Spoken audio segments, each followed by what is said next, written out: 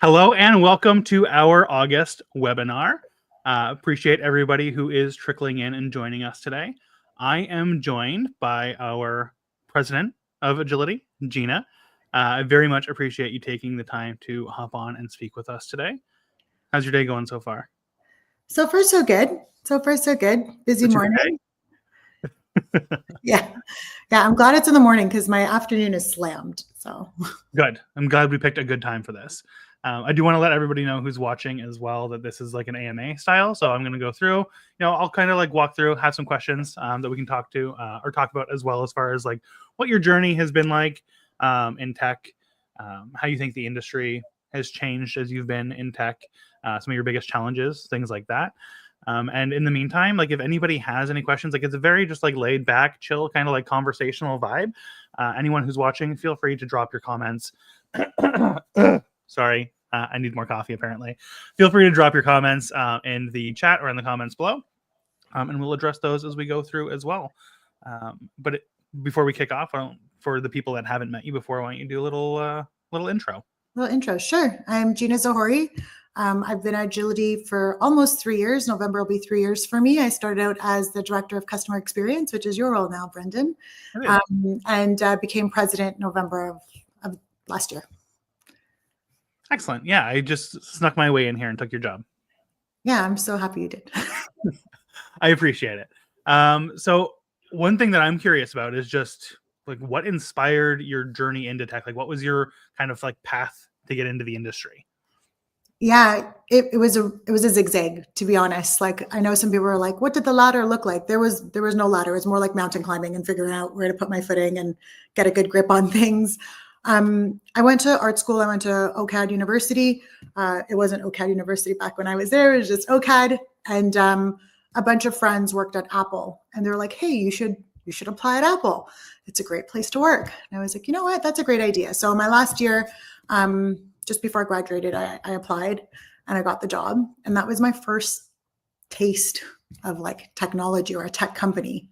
Yeah. A little bit different because it was on the retail side, but I was there for quite a bit. Actually, I was there for over 5 years and worked a lot of different types of roles in the front and the back, and really enjoyed just being immersed in that cutting edge technology world. For sure. What was your kind of like next step from Apple? From Apple, it was like the total zig to the zig. So from there, I did multiple different roles, being like operations, doing some sales, doing training. I did pretty much every role there was, but at heart, I was still a designer. So there was an opportunity for me to essentially own my own business and own my own studio. And I jumped on it. And I left my job at Apple and I became an entrepreneur and started my own business. It was a lot, actually, thinking about it. I was like, wow, that was a big risk. But it was the best thing I did, actually. So I was Apple, great, fun, moved on, had my own business. Well, I'm also becoming a mom. So I had almost 1-year-olds when I started my store, my business. It was called The Paper Boutique. And we were a design studio, essentially. And we did luxury stationery for events and then started to do corporate design. So I was that person with like the baby strapped to their front, answering phone calls, making sure our customers are happy, my employees are happy. And I was like, do we even have toilet paper today? Like all of these things going through my mind, just like juggling life, while my husband held down the fort at home. That was so exciting and new and scary all at the same time. How do you think that had an effect on your career or on your trajectory, if at all? I would say it was profound, actually. Yeah. So you're thrown into situations. Of course, I asked for it. I signed up for it, where you just didn't expect to see yourself, where I'm like, what is SEO?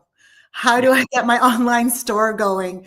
I need to get my people like more foot traffic, like what kind of promotions? So all of a sudden, like I went from being like really smart and ahead of the game in where I was at Apple to having to learn all of these things about how to run a business physically in store and online. So there was a lot of learning that happened. Business side, strategy, marketing, sales, people management, it all kind of came flooding in.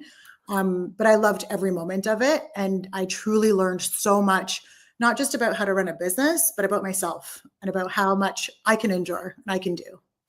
Yeah. How do you think, I guess, the experience of being an entrepreneur and then your sales experience, your CS experience, your just like general, I guess, leadership experience and even retail, how do you think that's affected your path to being president of Agility and the skills you needed to get there?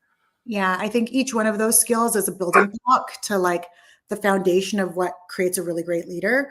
I still have a lot of blocks to build before I consider myself there, but each one of those skills really, really shows like, okay, what does it take to be a great customer success leader? And that's understanding and meeting your customers where they're at. There's so many different entities to it, but from a basic standpoint, that's pretty much it. And making sure they're satisfied and happy, whether it's an invitation they're receiving or training or onboarding or a product, it all comes down to how happy are they with the service and the product we've provided them. And then same goes for all the other aspects as well. It's like, how do I do the best I can to make sure the end user, the people signing the contract, the people leveraging the platform or software or anything are truly satisfied and we've lived up to the promise we've given them. Yeah, I think that makes a lot of sense. Given the trajectory that you have and the kind of like the lessons that you've learned throughout that trajectory to get to where you are now, what advice would you give to younger Jina?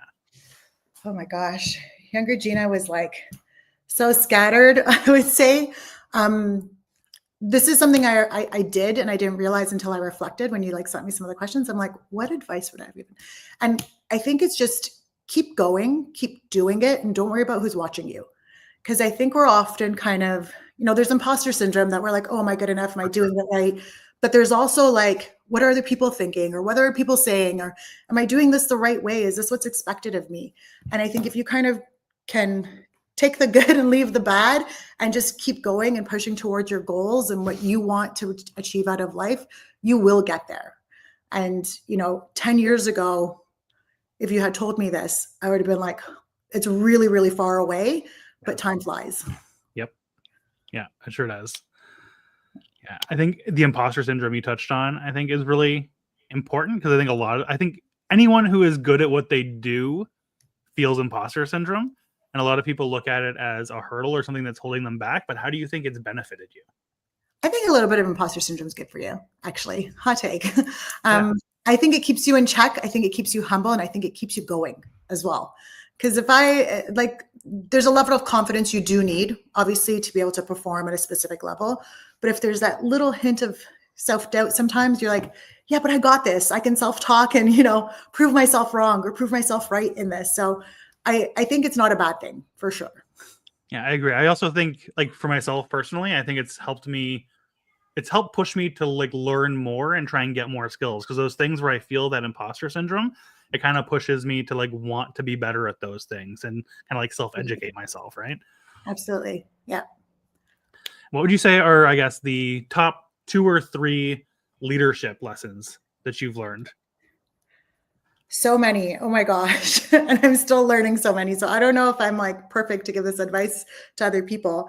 I did write down a couple, I would say, and these are things I actually learned a lot from our leader here, John Voight. And he's been giving me the privilege of going through some like leadership training and such with him, which has been really, truly a privilege. One of them is success is messy. And I know we always think about success as this big glamorous thing, and it's like the straight path and we're going to get there and it's all rainbows and unicorns. But success can be very messy. Like I said, I wasn't a linear path for me to get to where I am today, and I'm so proud of where I am. It was definitely a zigzag trip, and I wouldn't change that. So keep that in mind when you think things are a little bit tough or a little bit hairy and scary. Things can work out in the end for you. That's good advice. So don't be worried that it looks a little bit messy right now. The other one would be do the least to help the people under you. So the idea there is like, if I'm doing everything for everybody, what opportunities do they have to learn and experience those things and become champions at that themselves? So, for example, if it's okay for me to use you, Brandon. Yeah, of course. If I was always in there just doing all the contracts and dealing with all the hard cases or anything that came through, like, I'm really stunting your growth. And I wouldn't have been giving you the opportunity to do the hard stuff or to experience things. Like, we already know I can do it. I think what's really powerful is me helping somebody else or training somebody else so that they can do it. Yeah. And so that they know that they can do it and that they had the ability to do it the whole time. Of course, because I always saw, like, I saw that potential in you and I knew you could do it, but that imposter syndrome might have lived in you a little bit. For and sure. you needed a little push, right? And I'm always going to be here as your support, as your guidance, as whatever you need to, get over that. But I just needed you to prove it to yourself because I already knew you could do it. Yeah. I think something that you're really good at is like being like exactly as hands off as you need to be, but then also being available should there be, any questions, like knowing that support exists and that safety net exists to go to, and that there's like a safe space to ask for whatever dumb questions that I might have and know that I'll get the answers or at least be pointed in the right direction. But still being trusted that I can do it myself and have that safety net. Yeah, and trust is like foundational to every relationship. We're so keen on that at Agility. It's one of our core values as well, rightfully so. And the last one piggybacks off of that one, and it's just to say no more. So saying no more often helps you say yes to better things, or maybe things that are priority, and maybe the things you're saying no to are yeses for other people. So it gives them, again, that opportunity to do things. And it's easy for me to fill up my calendar and say yes to every single thing that comes my way. I'm a doer. I love that instant satisfaction of like getting something done, checking off the list. And I'm sure many people are that way as well. But sometimes it's like, okay, this is not something I specifically need to do. So asking more questions when things come my way. Do you need this from me right now? Is this something that someone else can potentially support you with? Just to kind of not say yes to every single thing that comes my way. Yeah, that's something I have to get better at too, as you well know, is saying no to things. And not only just saying no to like other people if I know that it's something that they can do or there's somebody better who can handle it than me, but also saying no to myself. Like when I'm diving in and I'm starting to work on something, being like, no, like you don't have to do this. Like this could be a good opportunity for somebody else, and being okay to kind of like pass that over. Yeah, exactly. Excellent. What would you say, kind of like pivoting a little bit, but not a whole lot, what would you say has been the biggest challenge, but also the biggest advantage to being a woman in tech and a woman in tech leadership? This is like a really hard question, actually. Yeah. I think empathy is a superpower. And I think a lot of women, we are pretty empathetic. And sometimes it's like that double-edged sword where we're over empathetic sometimes, or sometimes, the right amount. And I think bringing that empathy when dealing with, sensitive issues is really, really great and powerful. And sometimes our male counterparts don't always see things in the same lens we do. I know with our leadership team, sometimes I'll be like, oh, I noticed so-and-so was a little bit off today. And they're like, we didn't even notice at all. And it's like, okay, that's a little bit of our superpower that we have. Maybe I'm reading into it too much, but like, it doesn't hurt to do a wellness check or, see how someone's doing.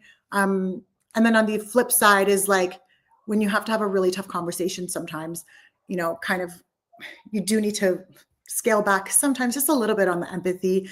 And yes, you obviously want to empathize with them, but you also have to make a business decision. And so finding that balance can be tough for me, at least. Yeah, I can see that for sure. How have you found the challenge to be, I guess, as far as like, I don't want to say like carving out a space for yourself as a woman in tech, but I know sometimes like people just don't look at you as being a leader because you're a woman, and you have to be a little bit louder and you have to kind of like carve that space out for yourself. I know that's a challenge for a lot of young people coming into it as well, but something that I've found that you're really good at doing. I appreciate that. I think the silent killer of the progress we've made as women in tech, specifically leadership, is the unconscious bias. Yeah. And that's pretty tough, I would say, because it's not something people are doing intentionally. It's unconscious bias, but it comes across really disheartening. I want to say, like, I can't even count the number of times when we're partway through a conversation with someone, I'm partway through a conversation with someone, and then jobs and work come up. And if I mention my title, like, oh, I'm the president. Oh my gosh, I didn't realize. Oh, I'm so sorry. I didn't mean to, or, oh, that's really great. Like, it's such a shock and surprise. And I'm like, I want less of that. I want it more shouldn't be. of course you are. Of course you're the doctor, the CEO, the lawyer, of course, like that just makes sense. Where that unconscious bias unfortunately still lives, and it's still really prominent. And I think each and every one of us, I do it sometimes too. We have to just be more conscious of it and realize that we can't make assumptions. And, when you see a female at a tech event, don't assume she's in marketing. She might very much be the CFO. Yeah, I think that's a great point. And I think that also kind of leads to, I don't know, this was actually one of the other questions that were on the list, but I'm going to ask it anyways. As far as I've seen at events that we go to and things of that nature, that people will come up to you, even if it's not expected, and just be like, ask you what your story was. You're kind of starting to be seen in this space, even if it's uncomfortable for you, as kind of, someone who is carving a bit of a path in tech, in the CMS space. And there's younger women in the industry who are starting to kind of like ask you for advice. What advice do you typically give them, and how has that been for you, I guess? Yeah. I use like the same line almost every single time when I talk to younger women. And it's because a lot of the questions are always about like their personal life and then their career life. And I'm like, well, we put these hurdles and we make them if or statements.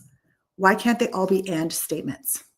Why can't I be a mom and a president? Why can't I be, a homemaker that loves to bake and, a CMO? Like, I think sometimes we put these roadblocks, but really it's about you can do it all. You just need to prove it to yourself. I think that's really powerful. I think that's really cool. How do you think that the industry has changed for women in tech, and where do you think it still needs to go? I love going to conferences and seeing so much more female representation. We were just in Montreal for a CMS event, and there were so many more females, young females. And it's actually really empowering for us too, right? And there's a whole generation above me that, carved a path for me to follow. So grateful for them as well. I think there is a lot more push, not in a negative way, to like fulfill a diversity checklist, but just because we're being recognized for the skills we have and the knowledge and just their sheer expertise. And you're seeing a lot more women move into leadership roles. And we are the biggest minority. So women in leadership are the biggest minority out of all women in tech. But I see that happening more and more, and females taking on bolder, bigger, opportunities, and rightfully deserved. And it's exciting. And I think we're just at the tip of the iceberg with it. I think we're going to see a lot more women, young women of different ages, cultures, ethnic backgrounds, make more impact in the tech space. Yeah, I think that's a good point as well. Like, not only are you a woman in tech, but you're a woman of color in tech, and of like with an ethnic background. How is that factored in for you? Because I know we have, a lot of work to do there, I think, as well, if you're comfortable talking about it. Yeah, that's totally cool. I'm pretty much an open book. So ethnically, I'm from Afghanistan. And so this wasn't in the cards for me. It shouldn't have been, because I have people that are back home right now that aren't allowed to get an education. So I'm in such a place of privilege. And I'm really grateful that I took advantage of being in a place of privilege, and I pushed and I worked really hard to get to where I am, not just to make my parents proud and make myself proud, but to show other women with similar kind of backgrounds that this could be you. Let me support you. Let me help you. Let me help build a path for you to do so as well. And that we don't need to make so many different sacrifices. I did all the things to make my parents happy for like the cultural side of it, but I still pursued my other dreams, not just of, one of them was to be a mom. That I always wanted that, but to be a strong female leader and to show my kids what it can be like for them too. So, that's great. We have a couple of comments as well that I just wanted to pop up on the screen here. We have this from Noor at EMSB. Hello, thank you for coming. Who just says, hey, Jina and Brendan, it's really nice to know your stories and pass a bit more. Thanks for those great advice. I think that was really nice. Thank you for sharing that. And then we have this from Rahima as well. while you were kind of like talking about your background as well, and being a woman in tech. So a lot of other people, even the people that are here watching now, who are like relating to this, and it's, I think what you're talking about is really important, and that goes to show that. As far as mentors and role models, we talked a little bit about how you're kind of in that space now. Who are your kind of like mentors or role models, if any, that kind of like influenced your path, and how do you pay that forward? Yeah. I was reflecting on this because it's like, oh, who are the people that made a really big impact in my life? Especially on like my path to becoming a leader. I had a friend, well, he was my manager when I was like 18 years old, and I always just kept in touch with him. He's an entrepreneur, runs a really successful business in like the betting space. His name's David. And I always just kind of would call him when I'd be like, oh, I have a decision to make, or I'm thinking about going down this path. And he always had really great advice for me. I'm still in contact with him. So he made a big impact. Someone that doesn't know she made an impact, but watching her is how I learned a lot. And that's Helen Baptist she was at Path Factory with me, and she was the COO. And that was the first time I was really like influenced by a strong female in tech. And I remember we had an all hands meeting, and she cried in the meeting. And I was like, oh my God, you're human too. Like, you're human too. Like, I always thought this, like, to be a female leader in tech, you had to be this like rock solid, like bro-y kind of figure to make it, right? And I know that's also a bias. But when I saw her and she was so vulnerable and open and human, I was like, you just need to be yourself. And that's enough. So she really influenced me watching her lead that team. And nowadays, I know this is a little bit cliche, but I actually lean on John, our CEO, a lot, and go to him for advice and learn a lot from just his style and his learnings as well. So yeah, those three people have impacted me a lot. Do you have any other, I guess, like resources, whether it be, websites or books and things that you've read that have like really helped you like along your path, or that you think would be powerful tools for other people? Yeah, I'd be lying if I said there was like this podcast that's the holy grail of this, or this book that made everything change for me. Like, I'm not that person. Like, if I stumble upon something really great, yeah, I'll listen to it, but ask me what it was and I'll probably not remember, which is terrible. It's mostly just through experience and reaching out and having a conversation with someone that you are inspired by, or you're just like, hey, I really want to learn more about what you did in your path. And I'm always open to that as well. You can reach out to me on LinkedIn, or, if we're mutual friends or whatever. Like, I'm always happy to share my story, talk, advise where I can. I'm also part of the Women in Mock, and I do their mentorship program there. Very great program. So, I highly advise signing up for stuff like that. And yeah, just be curious, ask questions, reach out. The worst that can happen is someone says I'm busy. That's true. Something else that we talked about a little bit as well, as far as just like you had mentioned on like being a diverse kind of like voice, even just like as a woman being a voice, like within the company, within the leadership space. And when we're hiring as well, that's something that we look for too. What do you think is the kind of like the importance of not hiring just for the specific role, but also making sure that we have diverse voices and diverse opinions and ideas on the team? I always encourage women to apply for the jobs. Like, we can't really hire people and create more diverse voices if people aren't applying for them. And sometimes I'll reach out to people as well if I think you're a good fit. But I need those voices to speak up a bit for themselves, pull up that chair, make that noise, so that we will also see you. I can't say that I pick and choose specifically to have women in like job writing. I'm going to hire the best possible person, blind to their physical looks. Whether you're whatever walk of life you are, it doesn't matter to me. I want the best possible person. Do I get really excited when it's a woman? Yes, I do. And sometimes we have an opportunity where there's maybe a government grant or a program that allows us to bring junior employees that are women into tech. I'm 100% for that. And I'll do my best to mentor and guide and support them through their journey at at agility as well.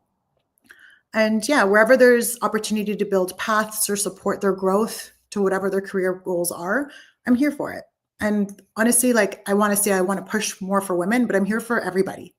And I think it's not just women that have a tough time. It's, there's a lot of different diverse individuals that need the similar support that women do. Agreed. We also have a conversation, a question from a user on LinkedIn. Great conversation. Thank you. As a woman in tech myself, I know that representation and mentorship can make a huge difference. How is Agility working to create pathways for women to take on more leadership roles within the organization? So I think that kind of touches a little bit on what we were just talking about as well. Yeah, I think if we do a lot of, we try to do a lot of career development and personal development at Agility. So if the women here are voicing that that's what they want, I will 100% stand behind them, their manager will, and we will support them and guide them through that path if it's the right path for them. Like I said, sometimes you got to go into a zigzag to figure out what it is you really want. Some of us, it's easy. And I was like this when I was younger too. I was so fascinated or fixated on the ladder. And it was always about the next job, the next title, the next position, that I forgot about the journey and I forgot about the learnings and the growth. Yeah. And growth meant title to me. It really did, because I had something to prove, apparently. So, when I let go of that and let things kind of just happen a little bit more organically and found where I'm really passionate and where I really shine, other people saw that too. And then the opportunities started to be more present. And I was more vocal about what I wanted. So it goes two ways. People can guide you, but they can't want it more for you than you want it yourself. Yeah. And something that yourself and Agility as a whole is really good at is just making sure that every door is open and that conversation is like regularly being had. From a leadership perspective, we're always looking for ways to kind of like improve employee development, even with it's like part of our, like one of our main goals right now is how we can, create better employee development plans and work with each employee to like figure out what exactly their goals are. And then whatever we need to do to kind of like help them reach those goals and get to that point, regardless of what that looks like for them. Exactly. I'm glad you see that. Thank you. I do, for sure. Only a couple of minutes left here. I encourage everyone to ask any additional questions that you might have, as this is kind of for you as well, being a live stream and an AMA. But also, like, just in general, do you have any like closing thoughts or ideas or advice that you would like to give really anybody who might be watching, as far as, whether it's women in tech or anybody, any advice at all? Closing thoughts. All right. A lot of people are like, how do you do it all? The all being the whole mental load, personal, professional, all that life. You do it all and you close your eyes and do your best. You're not going to be perfect. Something's got to give sometimes, and it's going to be okay. That's it. Great. Awesome. Succinct, easy, excellent way to close it. Appreciate everyone taking the time to reach out and chat with us. Next month, our webinar will be an interview with our CEO, John, which I'm really excited about as well. So make sure you keep an eye out for that. If you want any updates or anything, make sure that you follow us on LinkedIn, subscribe to our YouTube channel or whatever platform you're watching this on. And as always, and as Jina said, if you have any follow-up questions, anything that you're curious about, you just want to like reach out and have a conversation, don't hesitate to reach out through LinkedIn, reach out through email, whatever the case may be. We're easy to find and we make ourselves available. Appreciate it.